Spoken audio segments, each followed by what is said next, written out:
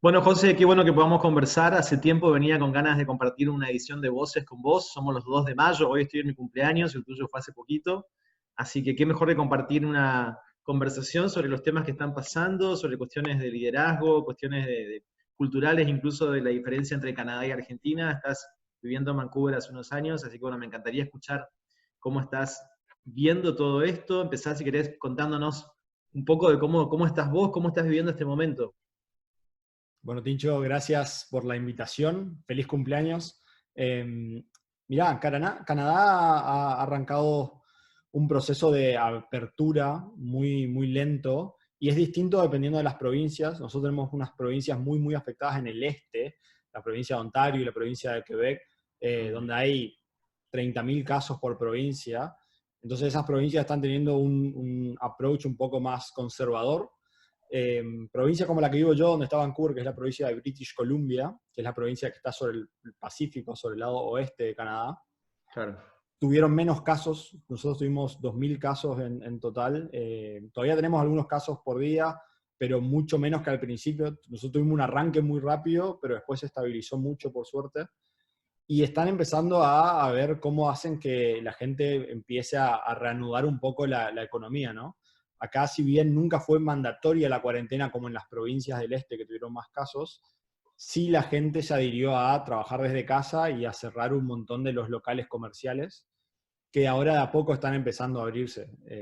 Están empezando el tema de los salones de belleza o de cortarse el pelo, están empezando el tema de todo lo que es kinesiología o cuidados de salud que no son de emergencia.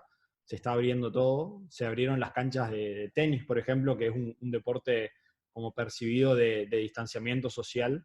No los deportes de contacto, obviamente, fútbol, básquet, etcétera. Lo que me llamó la atención en estos últimos tiempos de todo esto es cómo la provincia específicamente, donde vivo yo, de British Columbia, ha tenido un accionar muy rápido en el hecho de cartelería y señalización. Ayer pasaba por una cancha de tenis y veía que está la cartelería instalada de cómo respetar las normas de distancia social mientras uno juega, cuánta cantidad de personas se pueden estar. Y parece algo mínimo, pero en una ciudad como Vancouver tenés 200 canchas de tenis, entonces requiere un despliegue logístico importante porque lo anunciaron el viernes y esto fue miércoles que pasé y ya estaba todo hecho. Pero fuera de eso, el miedo social sigue ahí. Yo creo que a poco la gente está empezando a sacarse un poquito la precaución de estar todo el tiempo en la casa. Se está empezando a ver más gente en la calle, pero yo creo que va a durar un tiempo más la extrema precaución de la gente, que cada uno lo toma a su manera, ¿no? Cada uno tiene su propia manera de interpretar qué factores de riesgo tiene y cuánto riesgo uno quiere adherir a por salir y ir a trabajar y lo que eso conlleva. Esto quiere decir que, o sea, que no es ilegal que vos estés en la calle o que vos camines o salgas con, no sé, con tu pareja a pasear. Nadie, ningún policía puede preguntarte por qué estás en la calle. Totalmente. Nunca se prohibió la circulación de la gente. Hay gente que sigue yendo al parque, trata de mantener la distancia social y la gente ha sido muy respetuosa. Yo he salido poco, pero en las instancias que he salido, eh, eh, la gente es muy respetuosa de las distancias, no se acerca, trata de, si están yendo por la misma vereda, cruzarse de vereda. Se respeta mucho eso. Y sobre todo en esta época que está llegando acá a Vancouver, que es una de las ciudades más bellas de Canadá en el verano, donde la gente quiere estar afuera, ¿no? Donde la gente quiere vivir los parques, la naturaleza, la montaña, los caminos de montaña, el océano, las playas. Entonces es un paso que la gente ha tomado con mucha cautela, pero que claramente está ansiosa de salir, porque también uno pasa un invierno muy duro, duro o no, un invierno distinto al que viven los argentinos, con nieve y demás, y con días mucho más cortos, y espera ansioso al verano, como el momento donde vivo afuera. Yo vivo adentro en el invierno, vivo afuera en el verano. Entonces, esta cuarentena no mandatoria, pero sí voluntaria que se ha tomado, ha afectado un poco eso, pero la gente a poco se empieza a movilizar, empiezan a abrir negocios, empiezan a crearse planes de cómo volvemos al trabajo de las oficinas. Muchas empresas están tratando de ser creativas en ese sentido y decir, bueno, Si donde teníamos 12 personas ahora podemos tener solo 6, trabajemos por turnos, trabajemos en días alternados, veamos quién tiene que ir sí o sí a la oficina y lo otro sigamos trabajando a la distancia. Yo creo Claro. que hay aprendizajes que van a quedar de todo este tiempo que ojalá ayuden a las empresas y a los trabajadores a crear un nuevo mundo del trabajo, ¿no?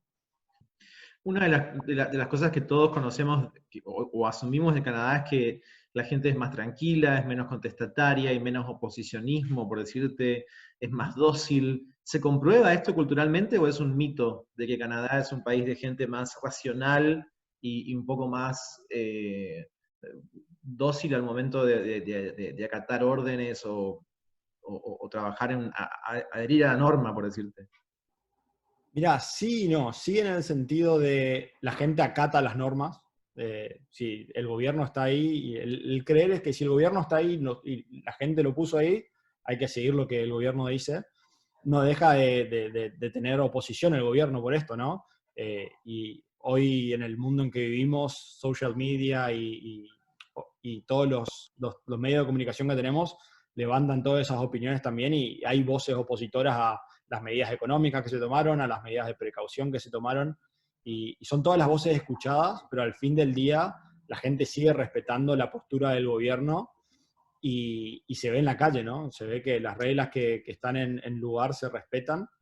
En ese sentido, el canadiense es mucho menos emocional, por así decirlo, y reacciona mucho menos instintivamente a las cosas, eh, pero no por eso deja de tener opiniones encontradas. Yo creo que el canadiense es muy vocal en las cosas que cree que están bien, en las cosas que cree que están mal, y hay polaridad política, obviamente, pero en general la cultura que se vive es una cultura de mucho respeto a la norma. Mm. O sea que ayer escuchaba un video de Jim Carrey que hablaba de su época de persona previa a su fama, ¿no? Y decía, cuando mi padre se quedó sin trabajo y nos fuimos a vivir a un, ¿cómo se llama? Un trailer, pensábamos que estábamos de campamento, pero en Canadá todo el mundo sale, entonces no era una sensación de cambio de vida, porque me acordaba de esto que decías que la gente está esperando como disfrutar del outdoors, de la afuera, y justo me conecta con este comentario de Jim Carrey. ¿Qué pensás que pasa que hace que tantos canadienses que exitosos, por decirte, no sé, personas como él u otros, tengan que como tener ese éxito en Estados Unidos y después como que los que sobresalen terminan siendo ciudadanos o habitantes o viviendo en Estados Unidos y Canadá siempre queda en ese lugar como de plataforma para el desarrollo, pero no como lugar de ¿cómo te puedo decir?, de expansión, como que para eso tienen que ir a otro lugar. ¿Por qué pensás que pasa eso? Es un estigma social que tiene Canadá en general por estar pegado a Estados Unidos, ¿no? Somos el hermano menor de Estados Unidos en un montón de cosas, económicamente muy dependientes del comercio bilateral con Estados Unidos. Nosotros tenemos la frontera más grande que cualquier país tiene con Estados Unidos. Y eso conlleva ciertos estigmas sociales. Estados Unidos es un mercado 10 veces más grande en magnitud que Canadá, o sea, tiene mucho más oportunidades, con una población 10 veces más grande que Canadá. Entonces, muchas empresas, muchos actores, deportistas, encuentran en el mercado estadounidense mucho más oportunidades, pero es algo que Canadá se siente muy orgullosa de ser ese grassroots movement, ¿no? De ser el germinador de un montón de talentos y de ideas. Y también se ve en el mundo empresarial, hay muchas empresas canadienses que después se expanden en Estados Unidos y se terminan moviendo a Estados Unidos y teniendo base en Estados Unidos, pero arrancan como empresas canadienses. Y la economía canadiense es una economía que está tratando de encontrar otras alternativas más allá de Estados Unidos, sin perjudicar el comercio con Estados Unidos porque no hay nada en contra y políticamente están muy aliados los dos, pero siempre estamos buscando el comercio internacional con Europa, en el comercio bilateral con Asia-Pacífico. Se están estableciendo muchas rutas de comercio y tratados de comercio bilateral para tratar de diversificar nuestra dependencia de Estados Unidos, ¿no? Pero es un laburo muy grande. Una de las cosas que pensaba con respecto a Canadá es esto de de este movimiento de capitalismo consciente, de empresas B, de líderes conscientes. Ahora se habla de liderazgo auténtico, en la gente que va estudiando los cambios en los conceptos de liderazgo. Y uno imagina que Canadá es un lugar muy propenso para que ese tipo de liderazgo surja porque quizás no tiene eh, por la cultura, digo, la gente es más propensa, por ser más racional, a entrar en conversaciones menos dramáticas o menos vinculadas al ego, ¿no? Como que lo que tanto pregonamos, vos que yo, nosotros dos trabajamos en este tema acá en Argentina, sabemos que lo primero que tenemos que hacer es desprender de esta cuestión del ego tan fuerte que tenemos. Y mi pregunta sería, ¿está bien asumir de que en un entorno como, en una cultura como la canadiense hay más espacio para líderes conscientes? ¿O es igual de variado que lo que puede ser, no sé, Estados Unidos, Argentina, el país que sea, ¿no? Con gente más del yo, más centrada en el ego, ¿no? Como esta cosa de, no sé, uno lo mira a Trump en sus conferencias de prensa y los desplantes que hace y las respuestas que da, y te das cuenta que es una persona que está en las antípodas de todo lo que alguna vez quien se mete en el tema del liderazgo lee. O sea, ningún autor, ningún libro te habla de ser como él. Y aún así él está gobernando el país, uno de los países más poderosos del mundo, ¿no? Entonces, ¿cómo lo ves a eso como que hablabas del grassroots movement? Si era un lugar donde realmente se puede germinar un nuevo liderazgo o si es lo mismo, es lo mismo que otro país. Mira, mi experiencia es que se hace un esfuerzo mucho más consciente. Hay mucho Mm, más trabajo en el tema. Las universidades están muy metidas. Uno empieza de la secundaria. Hay todo tipo de equipos y grupos de liderazgo, debate, participación ciudadana, y está muy bien visto. O sea, la gente en la secundaria acá lo que hace es ¿cómo hago para mejorar mis posibilidades de entrar a la universidad? Las universidades buscan esta gente. Y por ende después las empresas buscan esta gente. Porque demuestran, o son una vidriera de cualidades más allá de tu capacidad académica, por así decirlo. Yo ahora estoy empezando el proceso de aplicar a un máster de administración de negocios y otra vez me encuentro con todo esto, ¿no? De, sí, nos interesa tu nota, nos interesa qué tan inteligente sos, pero también nos interesa qué hiciste por tu comunidad. mm. ¿Cómo estás devolviendo a la comunidad que te está dando todas estas oportunidades, ¿no? Entonces, se valora mucho el tema, mucho más que en Argentina, en mi percepción. Si bien en Argentina existen esas oportunidades, yo no digo que no, he sido parte de esas oportunidades, me parece que está mucho más institucionalizado la validación de esas oportunidades y abre puertas para que la gente la vea como una herramienta de progreso también, ¿no? Más allá de algo que yo hago porque me nace y quiero ver el mundo mejor, es algo porque que si yo sé que si yo hago, me va a ayudar a mí también y va a ayudar a mi carrera y va a ayudar a que entre a la universidad que quiero o que tenga la carrera que quiero en la empresa que quiero. Entonces, en ese Mm, sentido, me parece que la, la parte de estar institucionalizado es un claro. gran factor a favor Mm, del desarrollo del liderazgo en Canadá.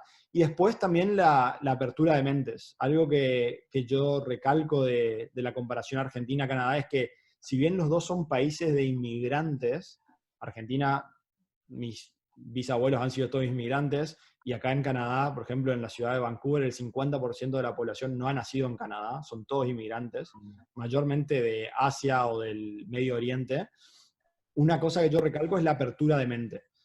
Uno camina a las calles de Vancouver y escucha 2, 3, 4, 5 lenguajes en las veredas, y eso está totalmente bien percibido. A mí me tocó mi experiencia llegando a Canadá y por ahí no teniendo el mejor inglés del mundo en ese entonces, de trabarme hablando inglés, de no encontrar palabras, de tener que tomarme más tiempo para decir las cosas, y la gente acepta eso como algo completamente normal en tu proceso de insertarte en una sociedad nueva. Entonces yo creo que eso se traslada mucho más que sos de un lugar nuevo, tomate un tiempo para insertarte, se traslada a la apertura de ideas, a la aceptación de ideas nuevas. Canadá tiene un movimiento muy grande de startups y de innovación y de energía renovable. La provincia donde vivo yo, por ejemplo, tiene el 98% de su generación energética de fuentes renovables.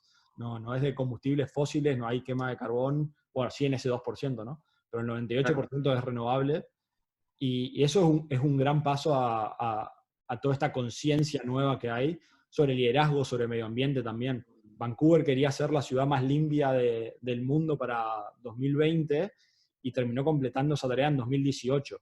Es la ciudad con más bicisendas por metro de urbanización, con más árboles por kilómetro cuadrado de urbanización, con menos emisión porque tenemos una aceptación muy grande de los autos eléctricos. Entonces, es ese estado de apertura de mente que creo yo ayuda mucho más a la vamos con la misma palabra, a institucionalizar la apertura del liderazgo también, ¿no? La importancia del liderazgo, de un liderazgo ético, y me parece que por ahí viene mucha de la diferencia con Argentina. Y en este sentido, ¿qué representa para vos Justin Trudeau? Porque él tiene como tanta adhesión, como es una figura que polariza bastante, ¿no? Por un lado, él arranca su gestión con muchos gestos, como esto de la cantidad de mujeres en su gabinete, o cuestiones de diversidad e inclusión, muy jactándose de eso, pero entiendo que en el tiempo ha cosechado también una oposición muy concreta, y me gustaría saber tu mirada como argentino-canadiense sobre su liderazgo, más que su gestión en términos de decisiones, más bien su liderazgo en términos de atributos, de si ha sido un líder que realmente uno puede admirar independientemente de sus... Por ejemplo, hay mucha gente que habla de Obama como líder versus Obama como presidente, ¿no? Obama como presidente puede tener muchas cuestiones que se critican, cosas que no llegó a hacer, cosas que no pudo hacer, etcétera, pero nadie ataca a él en su liderazgo, porque el liderazgo de él está preservado por sobre su gestión, si se quiere, ¿no? En el caso de Trudeau, ¿cómo se juega ese análisis? Mi opinión personal es que Trudeau es un líder con valores muy concretos y que él sabe transmitir esos valores. Aparte de eso, le ayuda mucho ser un gran comunicador. Es un tipo que tiene una muy buena presencia y comunica esa tranquilidad que tiene y una cierta calma en su forma de comunicarse. Obviamente, como decís vos, toda gestión me parece, más allá de qué tan buena sea, va a tener gente que está del otro lado y va a tener gente que opine distinto.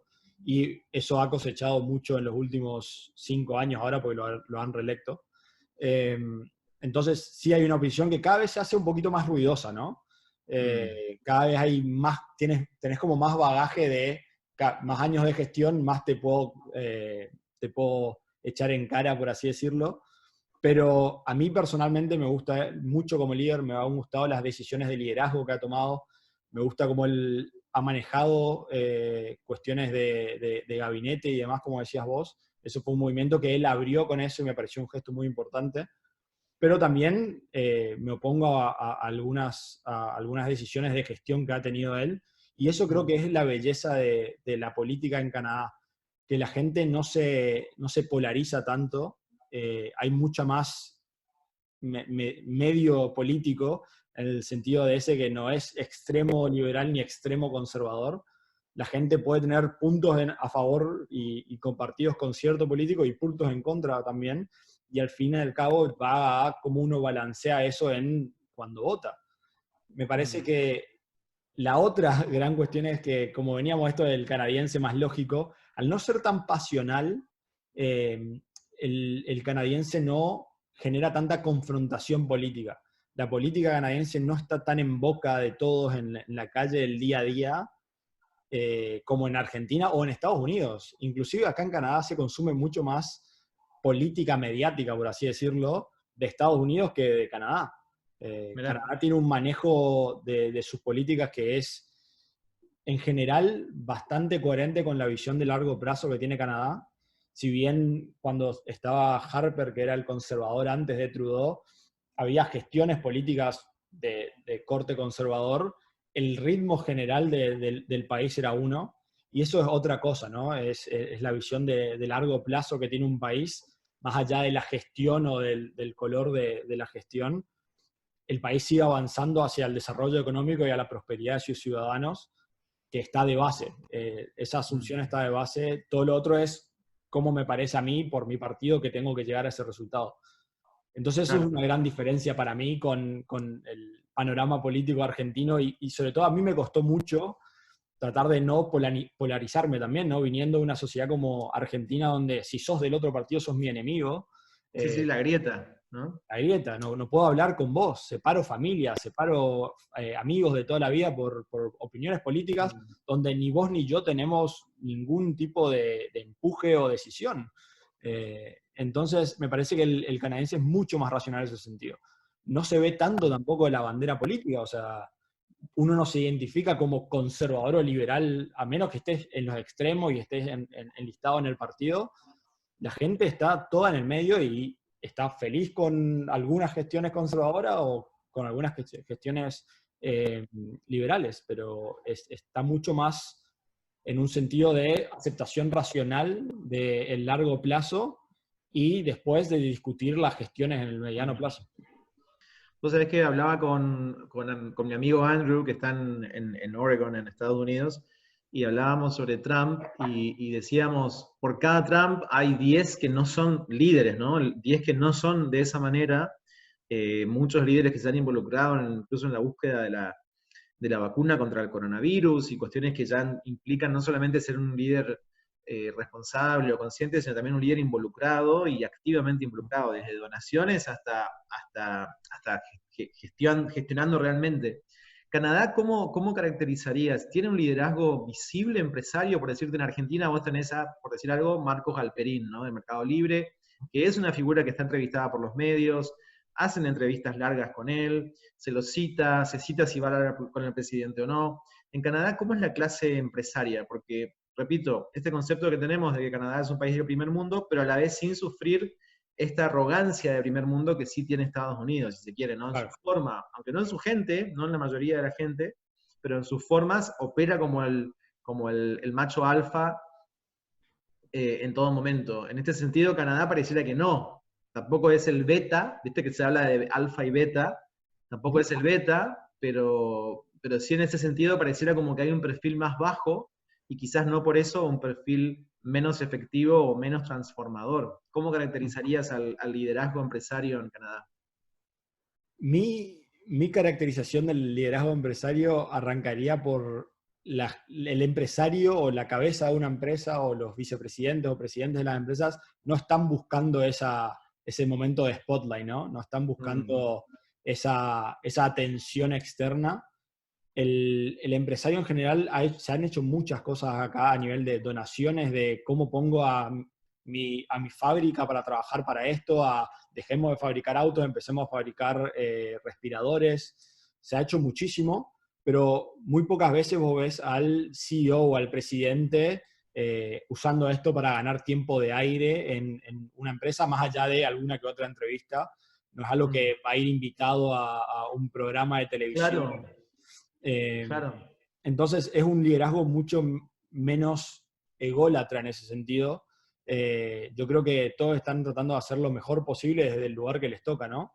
Se sienten responsables de su partecita y entienden cómo esa parte afecta al resto, pero no creo que tengamos comparándolo con Estados Unidos, no creo que tengamos ese estrellato liderazgo así que de estrella de El Salvador, de yo soy dueño de tal empresa y vengo a solucionar todo. Es un perfil mucho más bajo en ese sentido el liderazgo canadiense. También, de nuevo, opacado en muchos sentidos por toda la atención que lleva el empresario americano, ¿no? Con mega empresas, Google, Amazon y demás. Y yo creo que Canadá ha asumido de gran manera ese rol de nosotros no queremos el spotlight, nosotros queremos los resultados.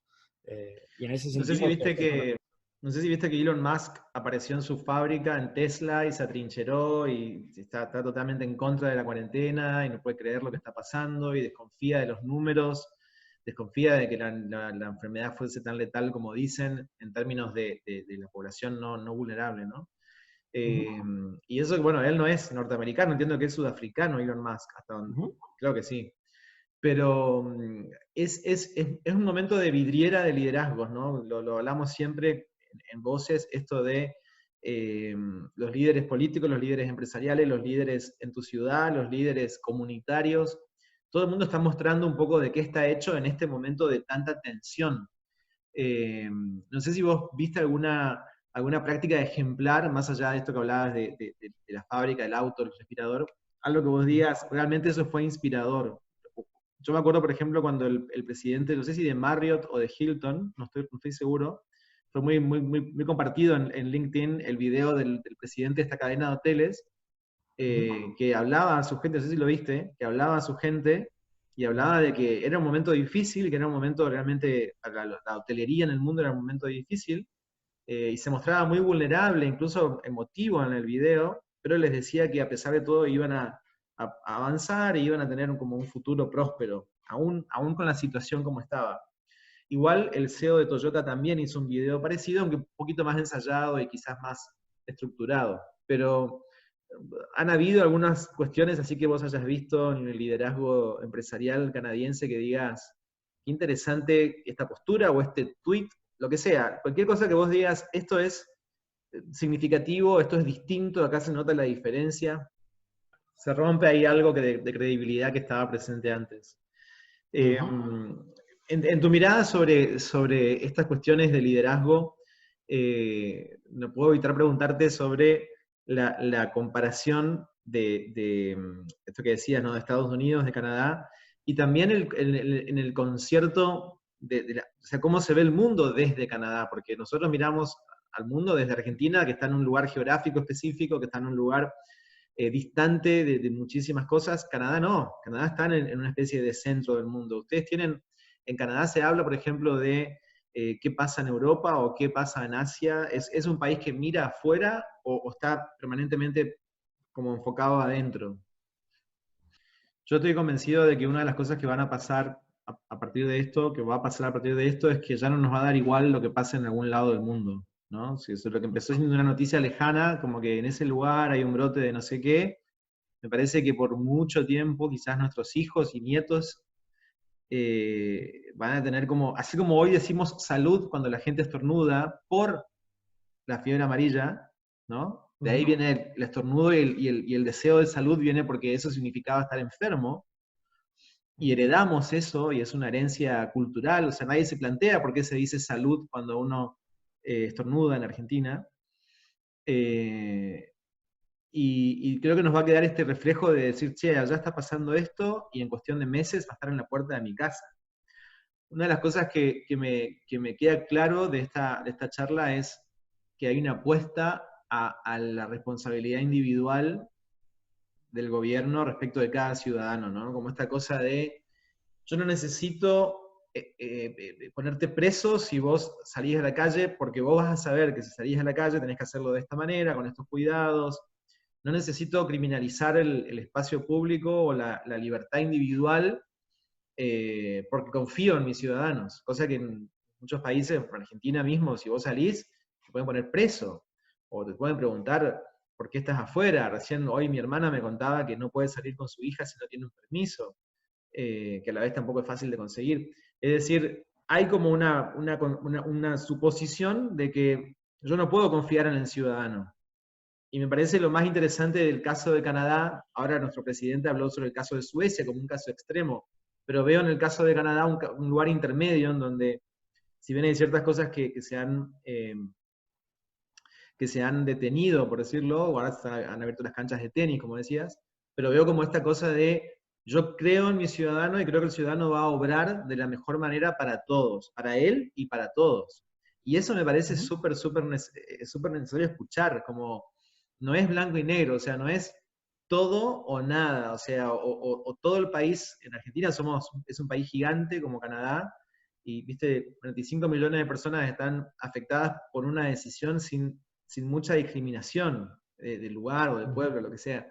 Entonces me sorprende positivamente ver cómo hay otros gobiernos que dicen, no, mis ciudadanos van a entender, van a saber qué hacer, aunque hayan algunos que vayan quizás en contra de eso, pero entiendo que hay una apuesta a la responsabilidad individual, y eso me parece muy importante reflexionar.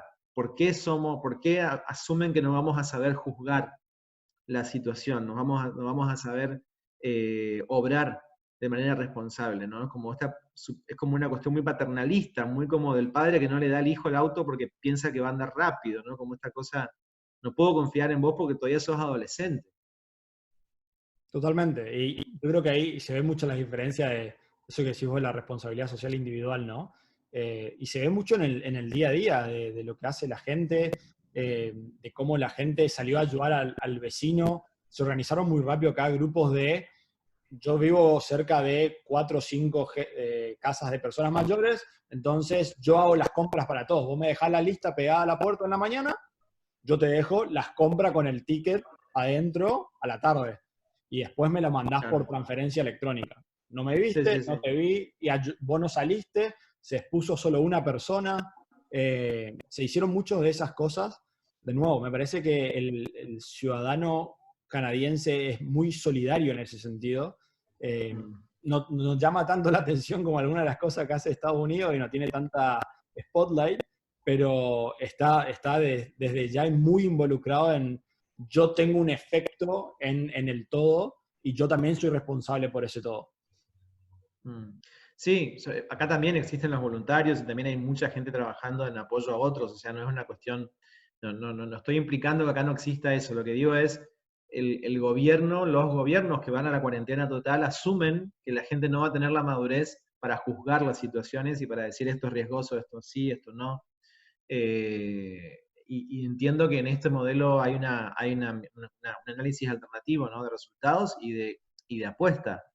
Ujú. Nosotros tenemos una situación positiva en cuanto a cantidad de muertos, pero es una mirada unidimensional. Después tenemos muchísimas otras cuestiones que han sido puestas en espera o como en segundo plano, que también hacen a la Ujú. salud de las personas, ¿no? Y sobre todo la salud mental. Ayer hablaba con una periodista y me comentaba que la OMS ya tiene analizado todo lo que va a significar esto en estrés postraumático, en suicidios, en depresión, en ansiedad, que va a venir post el momento que estamos viviendo ahora, donde realmente aún no hay una vacuna, aún hay riesgo, como que todavía tenemos que estar alertas. Pero una vez que eso esté, lo que va a pasar es que va a venir todo esto otro, ¿no? Así que bueno, José, la verdad que un placer conversar con vos, me encanta aprender sobre esto que está pasando allá, me da información como para poder pensar alternativas y no quedarnos con una mirada muy binaria de la cosa, ¿no? O todo o nada. Y a la vez, en cuanto a la cultura y la personalidad del canadiense, que a mí siempre me fascinó, hay muchas personalidades que me atraen y cuando me pongo a hurgar encuentro que tienen un pasado canadiense. Entonces me parece súper interesante qué pasa ahí con la cultura, con la forma de ser. Así que bueno, súper interesante escucharte y seguramente sigamos conversando sobre estos temas a medida que avance el tiempo. No, gracias a vos, Tinch, por la invitación. Es un placer hablar con vos siempre. Sabés que compartimos muchas ideas y es muy enriquecedor siempre conversar con vos. Bueno, te agradezco mucho. Estamos en contacto. Te mando un abrazo. Un abrazo. Abrazo.